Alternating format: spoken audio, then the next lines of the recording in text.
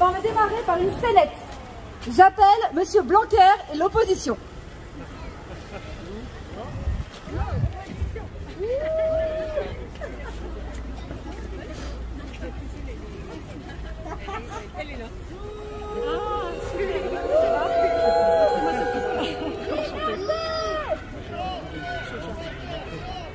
Bonjour Monsieur Blanquer. Merci d'être parmi nous.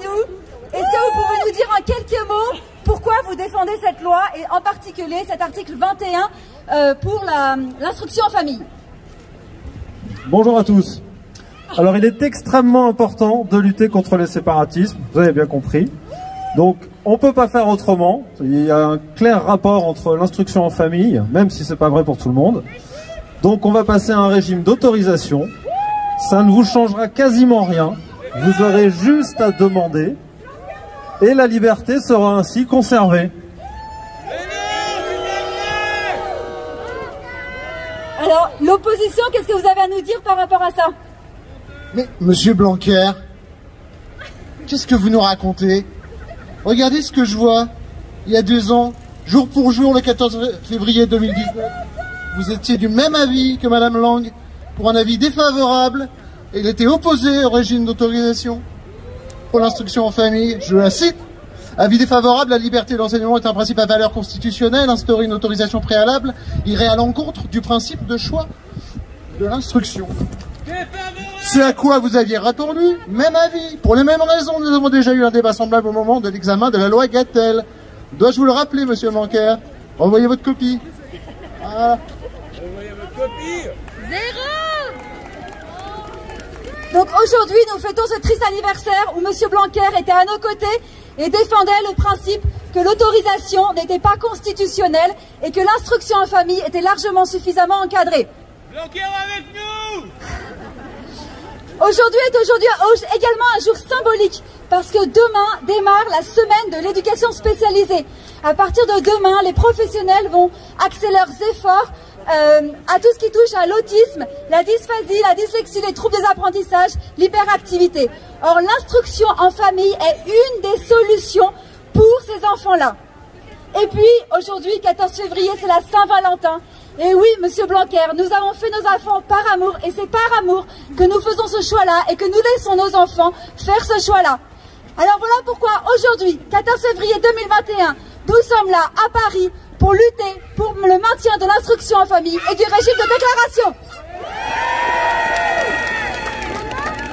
Avant toute chose, nous voudrions remercier chacun d'entre vous, remercier chaque famille qui depuis le 2 octobre œuvre telles des petites fourmis.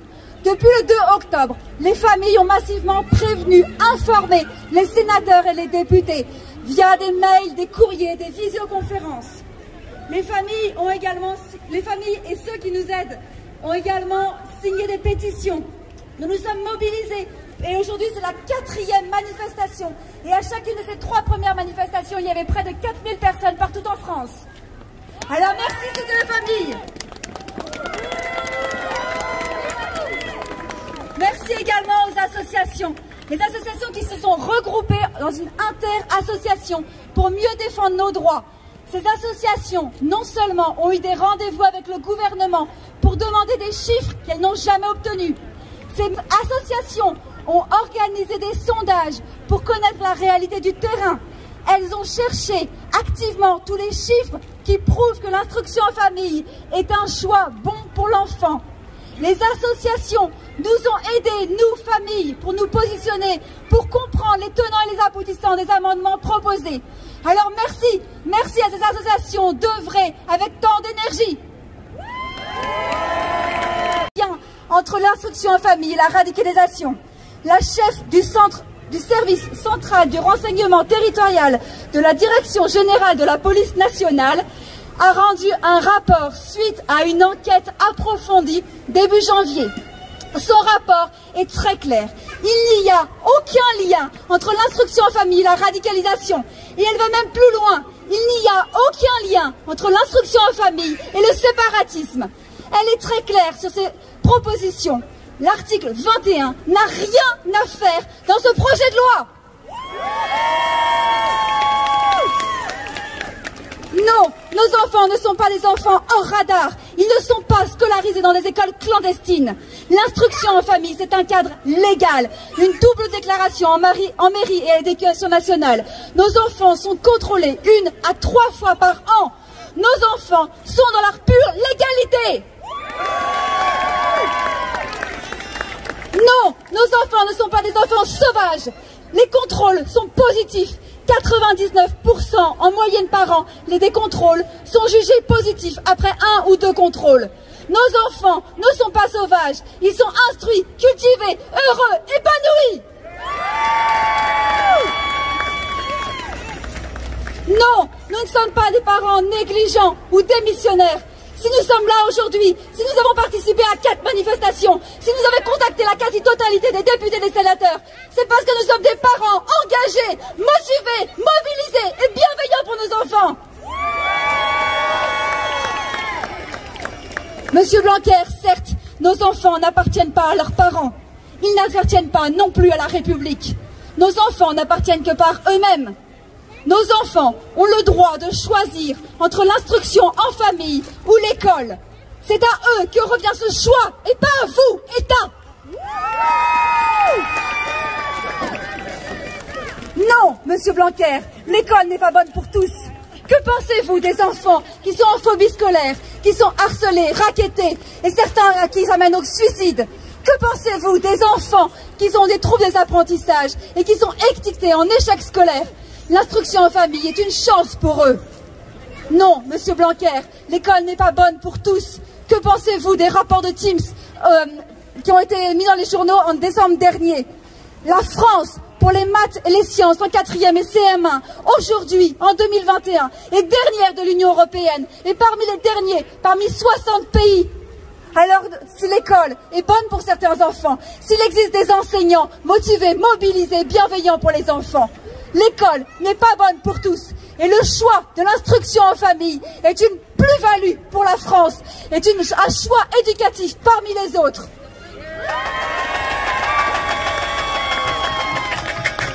Monsieur Blanquer, à 2 reprises, vous avez cité l'Allemagne comme étant un exemple parce que l'instruction en famille y est interdite.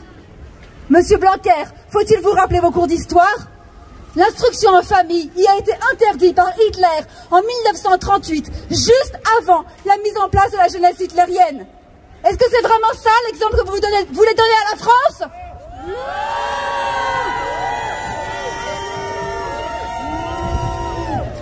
Les amendements qui ont été votés jeudi et vendredi dernier ne nous conviennent pas et ne nous satisfont pas. Ce projet de loi, tel qu'il existe encore aujourd'hui, est infondé. Il est anticonstitutionnel, il est inefficace et il est disproportionné.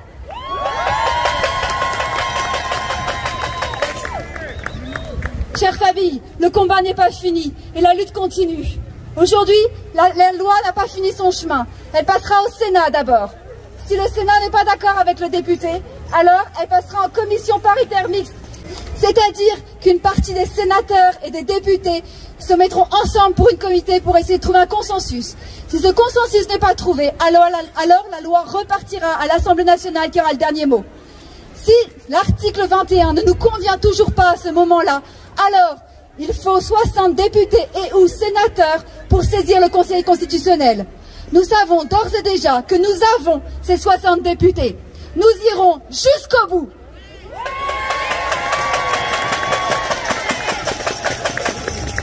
Que peut-on faire aujourd'hui? Aujourd'hui, on peut signer la pétition si c'est toujours parfait et continuer à la partager auprès de nos proches et nos réseaux pour pouvoir avoir le plus de signatures possible. On peut contacter nos sénateurs avant mars, puisque la réunion aura lieu en mars. Le rapporteur des sénateurs, c'est Stéphane Piednoir, qui a déjà fait savoir qu'il était favorable à l'instruction en famille, ce qui est un très bon point pour nous. Il faut continuer à informer les sénateurs qui ne sont pas tous au courant de la loi en vigueur. Alors écrivez des mails, des courriers et sollicitez en visioconférence à plusieurs. Il faut continuer à contacter les députés pour les préparer à la commission paritaire mixte et éventuellement au retour à l'Assemblée nationale. Il faut contacter les médias et j'en profite pour remercier les médias qui se mobilisent et qui viennent aux manifestations pour avoir des témoignages de parents et pour avoir la vérité sur la législation en vigueur. Mais j'en profite aussi pour dire que certains médias ne vont pas dans notre sens et qu'ils se permettent de mettre des faussetés, des mensonges dans les médias. Vendredi encore, Madame Brugnera, la rapporteure à l'Assemblée nationale, a osé dire dans Le Monde un mensonge. Elle a dit, je cite, « l'IEF n'est pas encadré ». Or, comme je viens de l'expliquer, l'instruction en famille, c'est une double déclaration. C'est pas un encadrement, ça?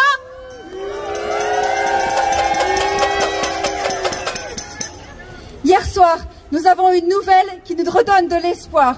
L'Inter-Asso qui nous défend a choisi de faire appel à Maître Sureau. Maître Sureau, c'est un avocat, un ponte dans son domaine. Cet avocat, il a défendu toutes des grandes libertés et à plusieurs reprises, il a réussi à faire condamner l'État. C'est une personne extrêmement compétente et qui a une très grande notoriété. Il a accepté de défendre notre projet, en particulier pour la saisine du Conseil constitutionnel. Il a également accepté de baisser ses honoraires pour les rendre un peu plus accessibles. Cependant, ces honoraires restent de la modique somme de 40 000 €. Donc, une cagnotte a été mise en place.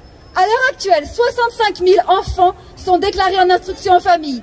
Si chaque famille donne 1 € par enfant instruit, alors nous aurons les 40 000 €. C'est une somme énorme, mais c'est possible de l'atteindre.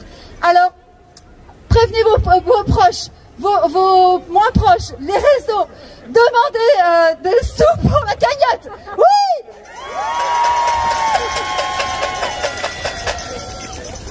Enfin, le collectif de l'Île-de-France propose un stand qu'il a appelé l'instruction l'IEF 2.0. Réfléchir à l'instruction en famille, réfléchir à l'après, article 21. Qu'est-ce qu'on veut, nous, pour nos enfants, en termes d'instruction en famille? Quelles améliorations on pourrait apporter? Alors je vous invite tout au long de cette manifestation à venir les rencontrer au stand qui est derrière vous et à discuter avec eux. Ça vous permettra également d'avoir le lien pour Maître Sureau, l'avocat. Voilà.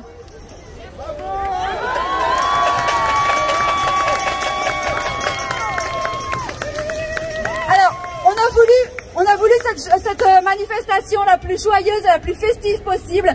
On a voulu mettre les enfants au centre de cette manifestation parce que c'est bien d'eux dont il s'agit. Donc je vais laisser Déborah nous présenter les différents tableaux, les différentes activités qu'il va y avoir tout cet après-midi. Des tableaux et des activités non seulement pour défendre nos droits, et aussi pour se réchauffer avec ces froids polaires.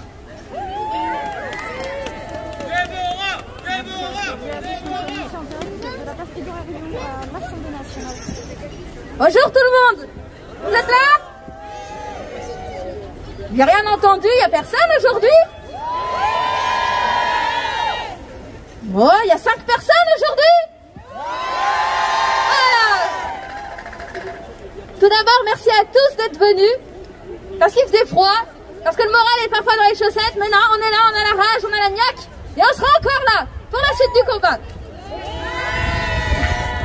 Alors vous avez l'habitude maintenant de nos petites manifestations de la coordination des différents collectifs d'Île-de-France. Et cette fois-ci, eh bien, des copains nous ont rejoints, des copains de province, et je tiens à les saluer. Alors est-ce qu'il y a des Lillois ici? Est-ce qu'il y a des gens de l'Eure, Chartres ici? On dit même qu'il y a des gens qui viennent du sud, de l'est. Bienvenue à tous. Alors comme on a pris l'habitude, on fait des manifestations un petit peu particulières, des manifestations qui nous ressemblent. Et que sommes-nous? Nous sommes des artistes. Ne sommes-nous pas des artistes? Nous sommes pleins de créativité. Quand on fait l'instruction en famille, on se met à imaginer des choses, à fabriquer des choses. Jamais, il y a 15 ou 20 ans, on se serait dit qu'on ferait ça. Nous sommes des artistes et nous sommes aussi des artisans. Et nous travaillons avec une des matières les plus nobles qui soit nos enfants. Et nous composons avec elles. Et donc c'est pourquoi, à chaque fois, ce que nous faisons, ce que nous mettons en avant dans les manifestations, ce sont des tableaux, ce sont des chansons, ce sont des pièces de théâtre. Et une fois de plus, c'est pas coutume, nous allons le refaire encore une fois. Et le mot d'ordre pour cette manifestation, c'était de s'habiller ou d'habiller nos enfants en Gavroche. Pour reprendre le célèbre, l'emblématique tableau de la liberté guidant le peuple. Pourquoi la liberté guidant le peuple? Parce que, non, ce ne sera pas la peur qui va guider nos choix, c'est pas la haine qui va guider nos choix, c'est la liberté. Donc, c'est ce que nous allons défendre, c'est ce que nous défendons depuis des semaines et que nous allons continuer à défendre, la liberté. Nous faisons l'instruction en famille, pourquoi? Pas parce que nous avons peur de l'école, pas parce que nous n'aimons pas l'école. Ça, c'est un autre débat et ça ne nous concerne pas. Ce que nous voulons, c'est la liberté. Et c'est respecter la parole de l'enfant qui, lui, veut apprendre quand il veut, où il veut, avec qui il veut. Alors, tout à l'heure, on a eu une petite mise en scène avec, vous l'avez reconnu, de Courson et Blanquer. Tout à l'heure, nous allons vous appeler pour que tous les enfants viennent poser pour une magnifique photo pour reproduire donc la liberté guidant le peuple. Et puis, au cours de la manifestation, on va faire encore d'autres petites mises en scène. Et il y aura une petite... bon, on vous racontera tout à l'heure. Je ne sais pas où il est s'est caché là dans la foule. Donc amusez-vous bien, profitez bien, il y a une buvette si vous avez froid. Il y a un petit stand aussi d'explication pour maintenir la lutte, même après ce PDL. Il est juste derrière, là-bas il y a plein de paillettes, etc. N'hésitez pas à faire un tour. Et à tout à l'heure les amis.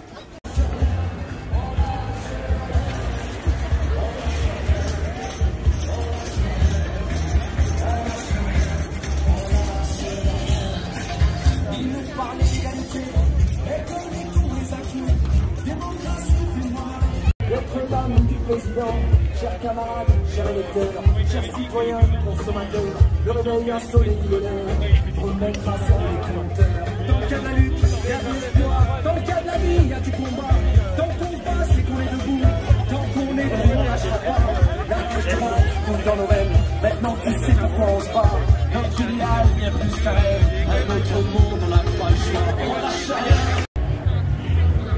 Bonjour, merci de nous accorder quelques minutes pour nous expliquer aujourd'hui ce rassemblement place Edorario à Paris. Je vais vous laisser vous présenter d'abord. Bonjour, je m'appelle Déborah Danguir, je suis maman de 3 petites filles et nous faisons l'instruction en famille pour la 5e année. Concrètement, ça consiste en quoi? Eh bien, comment décrire ça? C'est au quotidien. Les enfants sont des êtres pleins d'imagination, de créativité et surtout ils sont des êtres ouverts sur le monde, très curieux par nature. Et apprendre, ce n'est pas forcément sur une table ou dans une pièce, on apprend tout le temps. On apprend, bon, quand ils sont plus jeunes, ça va être en faisant à manger, un gâteau dans la cuisine, en allant en forêt, observer les animaux. Mais quand on est plus grand aussi, les enfants, les neurosciences nous ont montré que les enfants pouvaient apprendre à s'exprimer, à exprimer des émotions, à apprendre de différentes manières. Et nous, dans le cadre de l'instruction en famille, on offre aux enfants toutes les possibilités justement pour apprendre et s'exprimer. Donc la peinture, ça peut aussi être l'occasion d'exprimer, de faire du français, bah oui, ça peut être étonnant, mais bien sûr, parce que finalement, l'enfant va apprendre par exemple une fable, il va faire une peinture qui va exprimer aussi, par exemple, le lion et le rat. On va voir la force du lion avec le rouge jaillissant et le rat tout petit en bleu, etc. Donc ce sont des choses finalement, on ouvre toutes les possibilités à nos enfants pour s'exprimer et pour apprendre. Alors vous défendez justement cette faculté que vous avez aujourd'hui de prendre du temps avec vos enfants. Ce temps-là, est-ce qu'on n'a pas la sensation aujourd'hui que les parents courent après, que c'est difficile aujourd'hui de passer du temps avec ses enfants? Beaucoup ont la sensation justement que la vie file trop vite. Vous vivez comment justement cette différence de vie par rapport à d'autres parents? Mon aîné a été scolarisé pendant 2 ans, donc ses 2 premières années de maternelle, et finalement on a fait que ça, courir. Le matin c'était vraiment une déchirure pour elle, se lever à 7h30 ou 8h moins le quart et de courir, enfin manger vite, s'habiller, courir pour aller à l'école. Les petites sœurs aussi qui en souffraient parce que c'est la sieste qui a interrompu, aussi le matin il faut se lever au même rythme, etc. Donc à un moment donné on a mis 2 ans pour comprendre la souffrance qu'éprouvaient nos enfants et on a dit stop. Et donc on s'est lancé dans l'instruction aux familles à ce moment-là. Alors on le voit, ça fait quand même, ça date pas il y a 2 ans, hein, ça fait plusieurs années, voire plusieurs décennies, que des parents font ce choix. Ce n'est pas conséquent finalement à une idéologie, contrairement à ce qui est dit par certains. C'est conséquent plutôt à des valeurs pour vous? Bah, écoutez, quand on entend beaucoup cette notion de l'autorité parentale, mais c'est un concept que je l'ai dit qui a été défini il y a de ça des décennies. Et nous aujourd'hui, parents du 21e siècle, on va dire que, et encore une fois grâce aux neurosciences, on a pris conscience que la parole de l'enfant, et quand j'entends l'enfant, j'entends le jeune de moins de 16 ans, finalement a des choses à dire, il l'exprime à sa façon. Et c'est pas forcément avec des mots, mais comme je vous parlais tout à l'heure de mon aîné qui nous faisait le matin certaines crises parce qu'elle angoissait le fait d'aller à l'école. Donc c'est la parole de l'enfant que l'on prend en compte. Et nous, en tant que titulaire de l'autorité parentale, on se doit justement d'être à l'écoute de nos enfants et faire l'instruction en famille. Ce n'est pas un choix des parents, c'est avant tout une écoute du choix de l'enfant. Et c'est pour lui qu'on est là, pour qu'il ait cette liberté.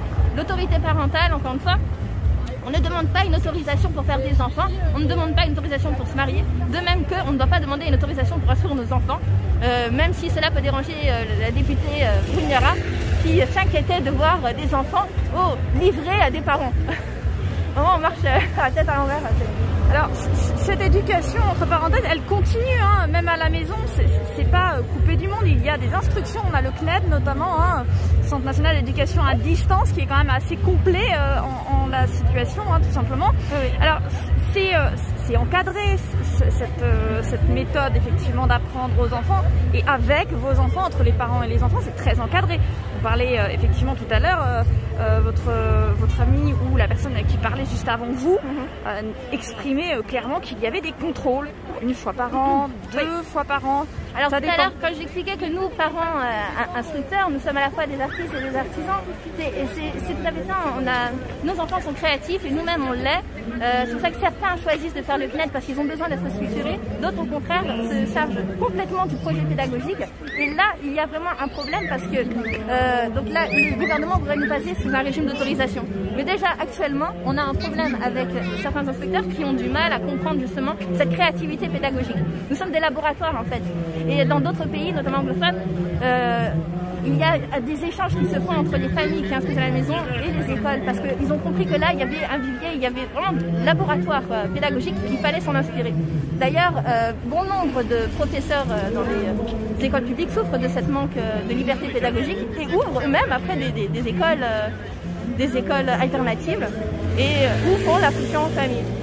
L'essentiel, entre parenthèses, de ce que vous faites aujourd'hui, c'est de défendre quelque part une liberté d'informer, mais surtout une liberté de peut-être faire évoluer tout simplement l'enseignement aux enfants.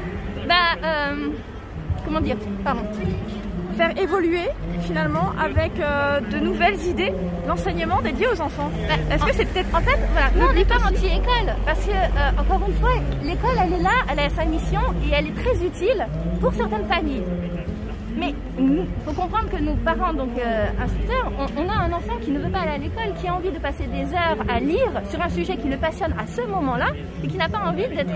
S'il va aller à l'école et qu'il va, se voir imposer un programme scolaire, il va être en décrochage. Qu'est-ce qu'on doit faire nos parents? Donc on prend notre enfant, on l'écoute et on va adapter et faire du français. On peut faire du français en lisant des tas de livres sur les fourmis. Bref, il faut ouvrir l'horizon et accueillir la créativité des enfants. Accueillir cette créativité et peut-être à travers tout ce que peuvent construire les parents aussi avec eux, comme nouvelles expériences d'apprentissage à porter. Et ce que vous dites, le problème à l'éducation nationale. Le régime d'autorisation, c'est-à-dire que l'inspecteur il va nous juger a priori. Non seulement donc, ils ne sont pas formés sur les pédagogies alternatives et en plus sans même nous avoir laissé la possibilité d'exprimer et d'essayer des choses avec nos enfants, on va nous refuser ça. Et donc ces enfants-là, il faut accepter le fait que l'école, eh ben, elle n'est pas forcément faite pour tous les enfants. Et donc les enfants comme ça qui vont devoir retourner à l'école, ils vont éprouver une grande difficulté, ça va être du décrochage, etc.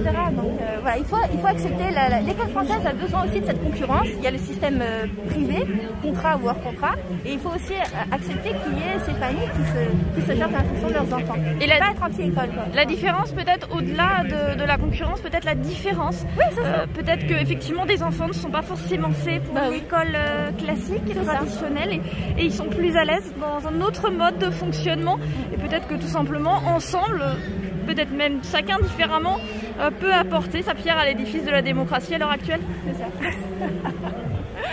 Oui, nos enfants, en fait, il y a un fantasme qui est véhiculé par le gouvernement et certains élus de la majorité dans les médias. Nos enfants, ils ne sont pas enfermés. On passe nos journées, ok, il y a un temps où on va travailler dans une salle, dans une pièce, sur une table. Mais on passe énormément de temps dehors. Nos enfants, ils se voient entre eux. En fait, il faut savoir que l'instruction en famille, c'est un vrai réseau. C'est un réseau local, mais il y a aussi des antennes régionales et on fait même des grosses rencontres nationales. Donc nos enfants ils ne sont pas isolés dans une famille. Ils font du sport, ils sont inscrits à des clubs sportifs, des clubs d'art, de musique, etc. Bref, ils sont avec le monde. C'est pour ça qu'on a Ils sont sociabilisés parfaitement comme les autres. Voilà, c'est pour ça qu'on a voulu donner aujourd'hui reprendre le tableau de Delacroix, La liberté guidant le peuple, avec cette image de Gavroche. Victor Hugo nous décrit justement Gavroche comme un enfant qui est toujours en contact de l'adulte.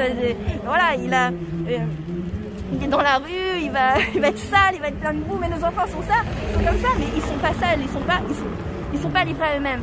Donc ça, c'est un tag par rapport à Enfants sauvages. Quand Blanquer, il a accusé nos enfants d'enfants sauvages. Nous, les parents, nous sommes là avec eux. Mais on les laisse vivre. Oui, ils se salissent, ils passent leur journée dans la boue, etc. À regarder des fourmis ou que sais-je encore. Mais ils sont épanouis, ils sont heureux. Et voilà, comme disait Victor Hugo, en parlant de Gavroche, il était joyeux parce qu'il était libre. Et nos enfants, c'est ça. Joyeux parce qu'il était libre, c'est un petit peu ce que vous défendez aujourd'hui, une liberté d'instruction, une liberté finalement... La parole de l'enfant. Oui. De réapprendre l'instruction aussi, de nouvelles méthodes, de s'ouvrir tout simplement à de nouvelles idées. Merci infiniment pour cet échange très instructif ici en face de l'Assemblée nationale.